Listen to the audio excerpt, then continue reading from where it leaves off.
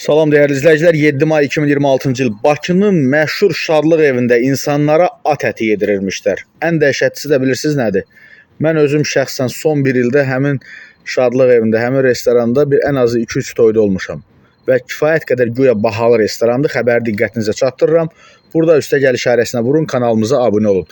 Alp Deluxe Şadlıq evində istehlaka təqdim edilən ətlərdə at DNT-si aşkarlanıb. Bu barədə Qida Təhlükəsizliyi Agentliyi məlumat yayıb. Agentlik əməkdaşları Bakı şəhəri Nizami rayon ərazisində Mehdiyev Mahir Rauf oğluna məxsus Alp Deluxe Şadlıq evində yoxlama keçirib. Baxış zamanı obyektdə soyuq qəlyanaltıların və isti yeməklərin hazırlanması sahələrində havalandırma sisteminin quraşdırılmadığı, qida ilə təmasda olan səthlərin yuyula bilən və dezinfeksiyaya davamlı materiallarla üzlənmədiyi, ambar sahəsində tavanda yerləşən su xəttlərinin izolyasiya olunmadığı və s. və ən əsası isə ətlərdə at DNT-sinin aşkarlandığı məlum olub. Nöqsanlarla bağlı obyektin rəhbəri barəsində inzibati protokol tərtib edilib. Ətlər dövriyyədən çıxarılaraq istehlaka təqdim olunmasının qarşısı alınıb, icrası məcburi göstərişlər verilib.